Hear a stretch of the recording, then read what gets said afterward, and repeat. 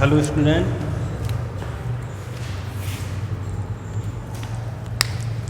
कल हमने जितने भी प्रकार के रेशम के कीड़े पाए जाते थे उनके बारे में लिख लिया, लेकिन इस चैप्टर में या इस टॉपिक में सिर्फ हम एक ही रेशम कीट के बारे में पढ़ेंगे, उसका जीवन चक्र पढ़ेंगे, उसका आकार एवं माप पढ़ेंगे। वो है शहतूत पर पाला जाने वाला, ठीक, जिसे कहते हैं बॉम्बेक्स मोरई। इसी का अध्ययन करेंगे।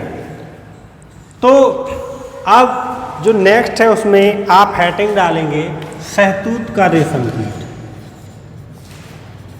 शहतूत का रेशम कीट, कोष्टक में डाल लेंगे बॉम्बेक्स मोरई। इसी के बारे में हम पढ़ेंगे, ठीक, इसी का जीवन चक्र पढ़ेंगे, लाइफ साइकिल जो इसी की पढ़ेंगे। तो इसमें आपको पहली हेडिंग डालना है आकार एवं माप।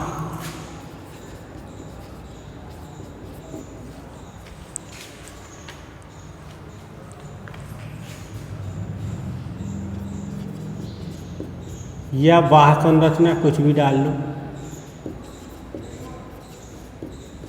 आकार एवं माप डाल लो या बाह्य संरचना कुछ भी डाल लो। इसमें लिखना है आपको बॉम्बेक्स मोरई एक मध्यम परिमाण का, बॉम्बेक्स मोरई एक मध्यम परिमाण का, बॉम्बेक्स मोरई एक मध्यम परिमाण का लगभग 4 से 5 सेंटीमीटर लंबा कीट है, लगभग 4 से 5 सेंटीमीटर लंबा कीट है।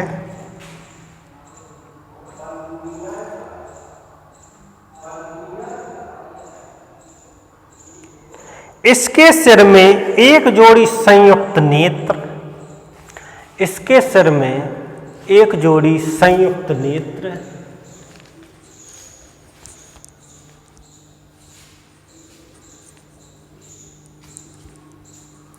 एक जोड़ी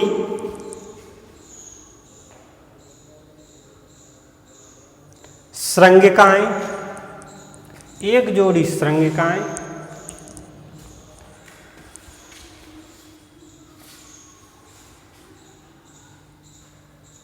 और चूसने के अनुकूल मुखांग होते हैं, और चूसने के अनुकूल मुखांग होते हैं।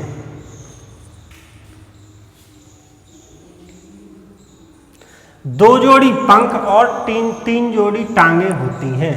उसी में साथ में लिख लो, 2 जोड़ी पंख और 3 जोड़ी टांगे होती हैं। 2 जोड़ी पंख और 3 जोड़ी टांगे होती हैं, जैसा कि सभी कीटों में होता है। जितने भी कीट होते हैं लगभग उनमें 2 जोड़ी पंख होते हैं और 3 जोड़ी टांगे होती हैं। अब इसका जीवन चक्र लिखना है, लाइफ साइकिल, हेडिंग डालनी है जीवन चक्र या लाइफ साइकिल।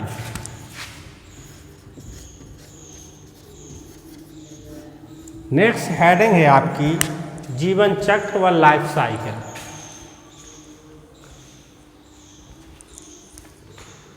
जीवन चक्र में क्या होता है, जो रेशम का कीट होता है वो क्या करती है, उसमें जो मादा होती है, मादा अंडे दे देती है, कम से कम 30 से 35 की संख्या, 300 से 400 की संख्या में अंडे देती है। किसी पत्ती पर अंडे दे देती है। अंडे देने के बाद ये खाना खाना बंद कर देती है, जो मादा होती है वो खाना खाना बंद कर देती है, और 3 से 4 दिन के बाद उसकी मृत्यु हो जाती है। तो अंडे देने के बाद 3-4 दिन के बाद जो मादा कैटरपिलर होती है, या मादा रेशम कीट की जो मादा होती है वो मर जाती है 3-4 दिन के बाद, और वो अंडे देने के 3-4 दिन बाद ही मर जाती है, फिर वो खाना नहीं खाती। तो अंडे से क्या कैटरपिलर निकलते हैं, जब विकसित होता है तो कैटरपिलर निकलते हैं। ये जो होती हैं, जो पाद होती है, इनसे क्या धीरे धीरे ये पत्ती पर खिसकता रहता है, और जो मुखांग होता है, आगे मुख होता है, इनसे ये उसको खाता रहता है पत्ती को। और पत्तियों को खाने के बाद इसके मुंह में कुछ लार ग्रंथियां होती हैं जिनसे लार निकलती है। तो लार ये अपने चारों ओर लपेटता जाता है, ऐसे मुंह से लार ग्रंथियां निकलती जाएंगी और ये अपने चारों ओर ऐसे रेशम के धागे को लपेटता जाएगा। लगभग 3 से 4 दिनों में 1000 से 1500 मीटर तक का रेशम लपेट देता है अपने चारों ओर। 3 से 4 दिन में 1000 से 1500 मीटर।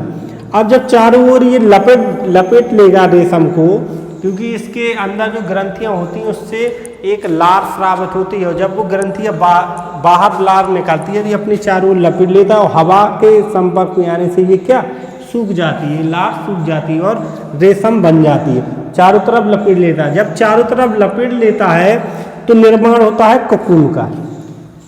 इसके बीच में क्या है, कैटरपिलर, और ऊपर चारों तरफ क्या है, रेशम। तो कोकून का निर्माण होता है। जब हम कोकून को बीच से काटते हैं तो ऐसा स्ट्रक्चर दिखाई देता है। ये काटा हुआ कोकून है, बीच में क्या है, कैटरपिलर, जिसके चारों ओर क्या है, रेशम। ठीक, इसी को हम कहते हैं प्यूपा या ट्राइसोलिस या क्राइसोलिस या प्यूपा। ठीक, तो इसके बाद क्या होता है, इसको हम निकालते हैं, रेशम को बाहर से निकाल लेते हैं। वो बचता क्या है, ये ककून। इससे क्या होता है, ये पूरा परपक क्या बन जाता है, नर या मादा कुछ भी बन जाता है। फिर ये उड़ने के लिए वो हो जाता है। फिर इनमें जनन होता है, फिर ये अंडे देती हैं और 3-4 दिन के बाद फिर ये खाना बंद कर देती हैं और मर जाती हैं। फिर ऐसे ही प्रोसेस चलती रहती है। ठीक, तो जीवन चक्र में आपको ये चित्र बनाना है, बीच में लिख लेना लाइफ साइकिल। पहले लिखना है, बाद में इसका चित्र बनाने ला सिंपल डायग्राम में, और लिखना भी इसका वो भी सिंपल है।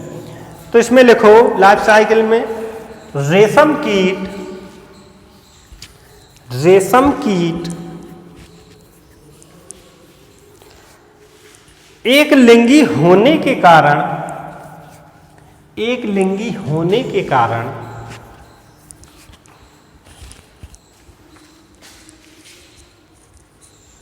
नर और मादा दोनों अलग अलग होते हैं। नर और मादा दोनों अलग अलग होते हैं, मतलब एक लिंगी जीव होता है और नर मादा अलग अलग होते हैं। एक जीव में एक ही लिंग पाया जाता है। मादा गुच्छों में 300 से 500 अंडे, मादा गुच्छों में 300 से 500 अंडे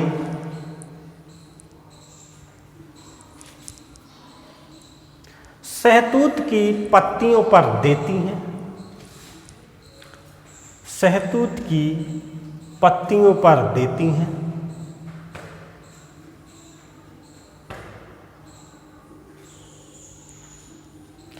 अंडे देने के बाद मादा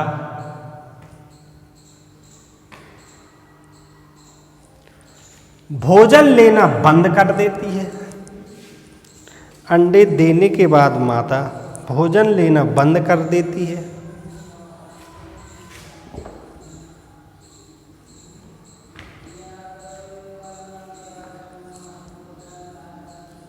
और 4 से 5 दिन में मर जाती है। और 4 से 5 दिन में मर जाती है।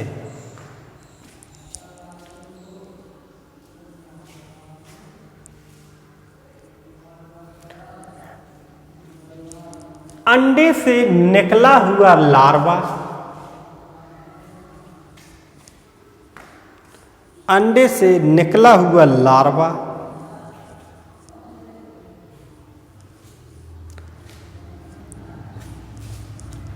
कैटरपिलर,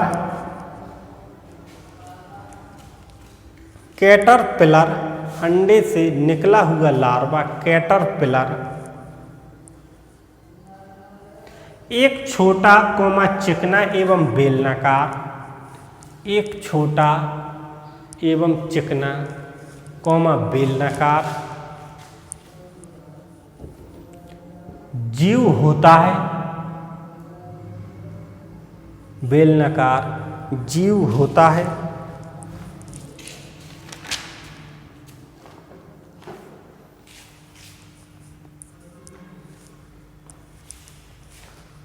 जो पत्तियों के ऊपर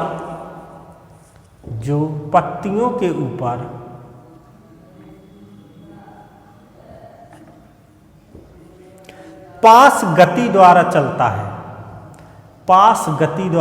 देखो पास गति बहुत धीमे धीमे चलता है, मतलब अपने जो पैर होते हैं या जो फुटपाथ होते हैं पत्तियों में गपा गपा के चलता है ताकि ये पत्ती से गिर ना जाए, वो गति होती है पास गति।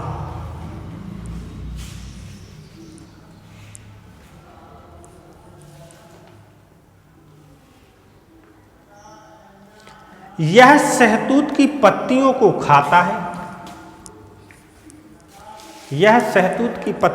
खाता है। मतलब जब मादा मर जाती है और वो पत्ती पर 400 से 500 अंडे दे देती है, इनमें से कोई एक अंडा हम ले लें तो एक अंडे से कोई एक कैटरपिलर निकलता, सभी अंडों से कैटरपिलर निकलेगा, ठीक है। तो हम एक ही कैटरपिलर लेंगे, सभी थोड़ी लेंगे। तो एक जैसे हमने कैटरपिलर लिया तो ये पत्तियों पर रहता है, पास गति द्वारा पत्तियों पर ही भ्रमण करता है, मतलब जो पैर होते हैं उनको गपा गपा के पत्तियों पर चलता है, नहीं तो ये नीचे नहीं गिर जाएगा, और धीमे धीमे चलता है और पत्तियों को खाता रहता है। तो सबसे पहले जो कैटरपिलर निकलता है, अभी ये उड़ने के योग्य नहीं है, उड़ने के योग्य तब बनेगा जब इसका कोकून बनेगा, इससे रेशम को अलग कर लिया जाएगा, कोकून के बाद प्यूपा बनेगा, प्यूपा से जो वयस्क नर या मादा बनेगी। अभी ये उड़ता नहीं है, अभी ये क्या देगा, रेशम कीट देगा, रेशम देगा। जो कैटरपिलर होता है ये रेशम देता है, फिर रेशम से क्या बनता है, कोकून बनता है, कोकून से प्यूपा बनता है, प्यूपा से ये उड़ने योग्य बनता है। जब उड़ेगा तो ये जनन करेगा और जनन करने के बाद फिर से अंडे देगा और फिर मादा मर जाएगी, ठीक। तो इतने ही चरण होते हैं, मतलब इसके 4 निर्मोचन चरण होते हैं। 4 चरणों में इसका जीवन चक्र पूरा होता है। पहले अंडे देता है, अंडे देने के बाद कैटरपिलर बनता है, कैटरपिलर बनने के बाद ककून बनता है, ककून के बाद प्यूपा बनता है, प्यूपा से फिर जीव बनता है। तो 4 ही निर्मोचन चरण होते हैं इसके। आगे लिखना है, शहतूत की पत्तियों को खाता है। 1 महीने में 7 से 8 सेंटीमीटर बड़ा हो जाता है और 1 महीने में 7 से 8 सेंटीमीटर बड़ा हो जाता है और 1 महीने में 7 से 8 सेंटीमीटर बड़ा हो जाता है।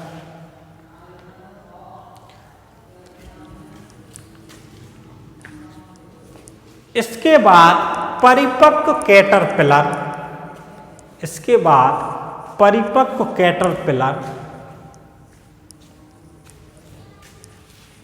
खाना बंद कर देता है।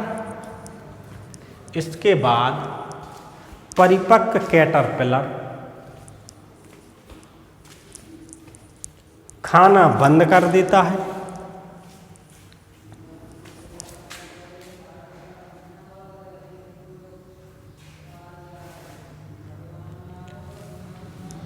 जिससे इसमें एक जोड़ी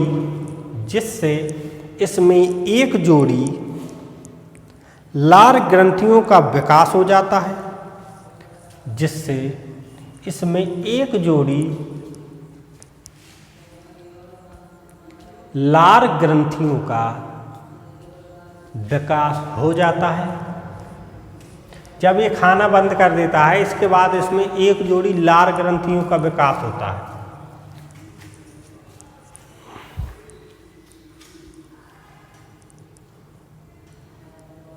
जो द्रव रेशम का स्रावण करती हैं, द्रव रेशम का स्रावण करती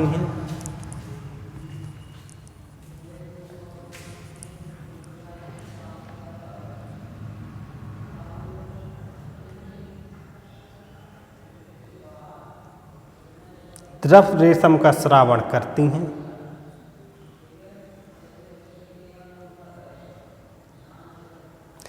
यह द्रव रेशम कीट के मुख में खुलने वाली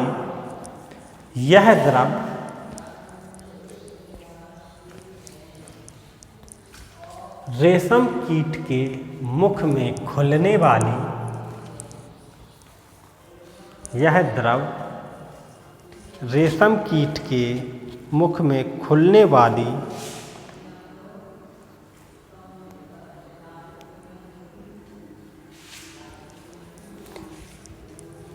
एक निकास नली से बाहर निकलता है, एक निकास नली से बाहर निकलता है।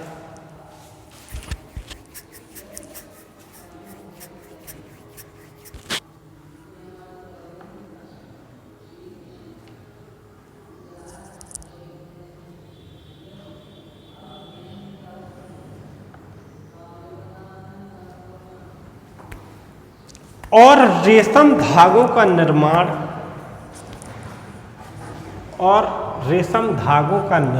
करते हैं, और रेशम धागों का निर्माण करते हैं।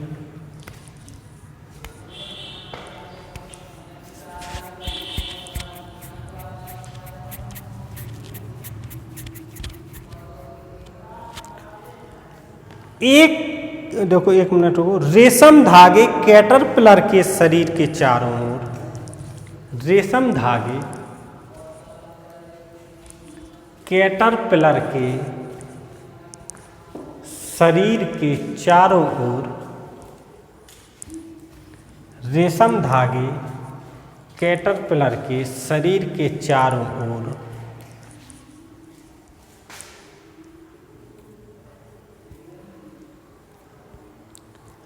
लिपटकर कोकून का निर्माण करते हैं, कोकून का निर्माण करते हैं, कोकून का निर्माण करते हैं।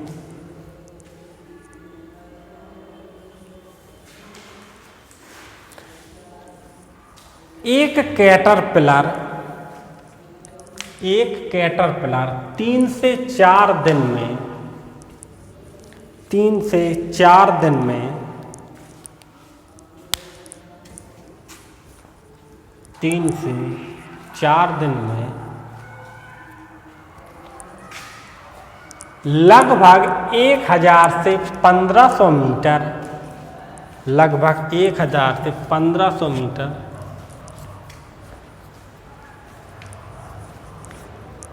लगभग 1000 से 1500 मीटर रेशम धागा बनाता है।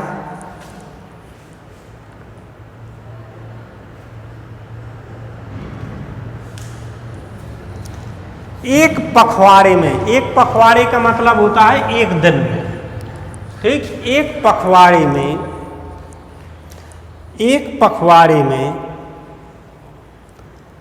कैटरपिलर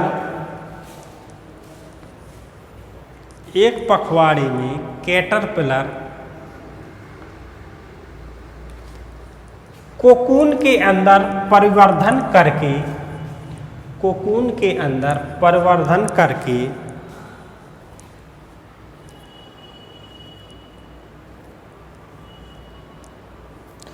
प्यूपा बन जाता है।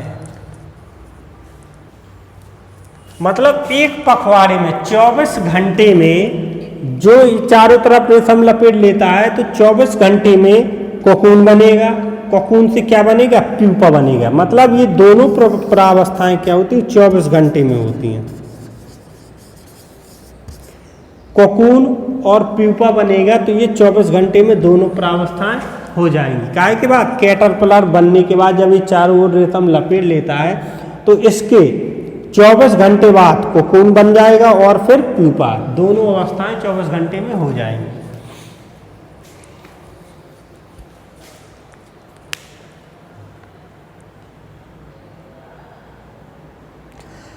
प्यूपा से वयस्क माथ बनने में, प्यूपा से वयस्क माथ क्या होता है? इसका जो कीड़ा होता है उड़ने के लिए, जब ये वयस्क नर या वयस्क मादा होती है, इसी को हम क्या कहते हैं? माथ। वयस्क माथ बनने में गर्मी की ऋतु में लगभग 1 माह है। वयस्क माथ बनने में गर्मी की ऋतु में लगभग 1 मास। गर्मियों में 1 महीना लगता है, सर्दियों में थोड़ा ज़्यादा टाइम लगता है, 1 मास। और जाड़े के दिनों में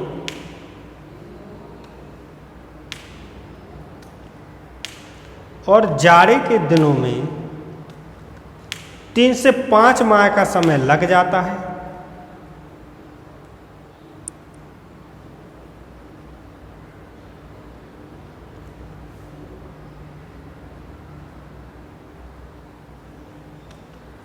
और जाड़े के दिनों में 3 से 5 माह का समय लग जाता है। ठीक, अब क्या होता है, जो कोकून होता है प्यूपा इसके अंदर है, इसके आवरण को तोड़ता कैसे है?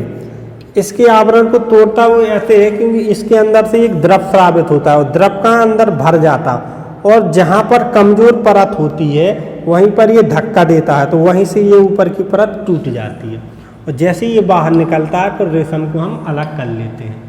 बाहर निकल के ये उड़ने के योग्य बन जाता है और फिर हम रेशम को अलग कर लेते हैं। तो थोड़ा 1-2 लाइन और रह गई हैं, उसको और लिखना है।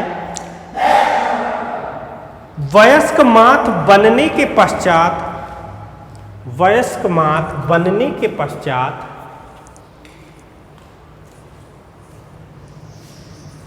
वयस्क माथ बनने के पश्चात वह एक क्षारीय द्रव का स्रावण करता है। वह एक क्षारीय द्रव का स्रावण करता है।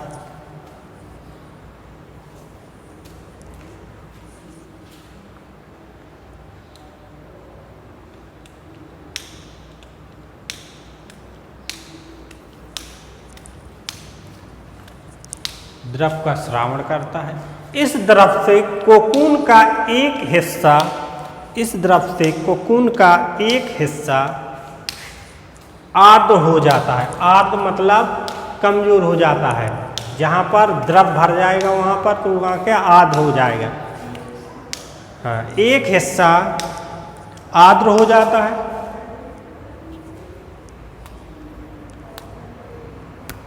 आर्द्र हो जाता है,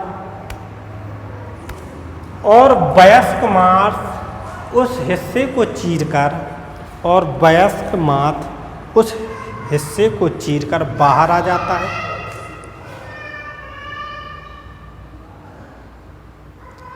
बाहर आ जाता है, चीरकर बाहर आ जाता है।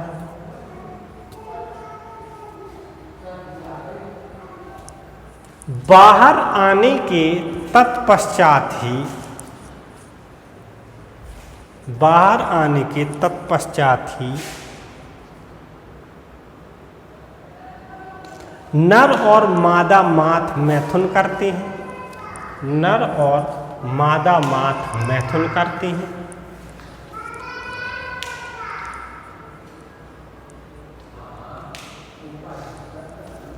मैथुन करते हैं। मादा अंडे देती है और 3 या 4 दिन में उसकी मृत्यु हो जाती है। मादा अंडे देती है,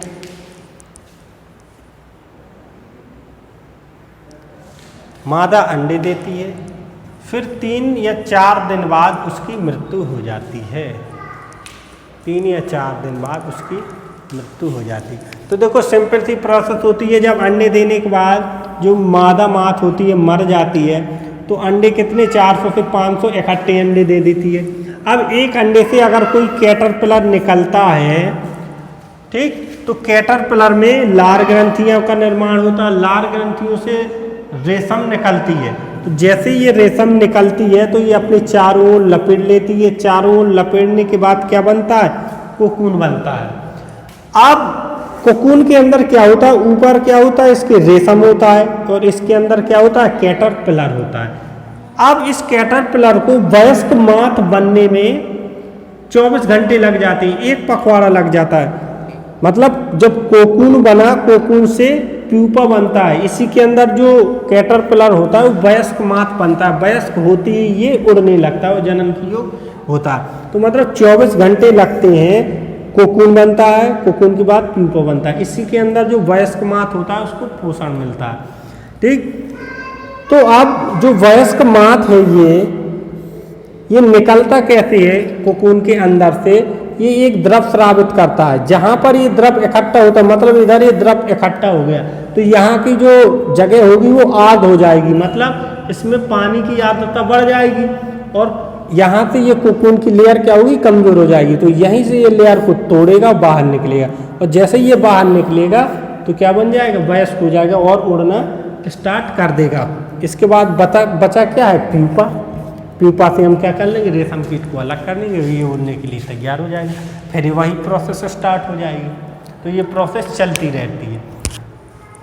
ठीक, तो इसका लाइफ साइकिल है, ये चित्र आप बाद में नीचे बना लेना। आज की वीडियो में इतना ही, कल और आगे बताएंगे। ठीक,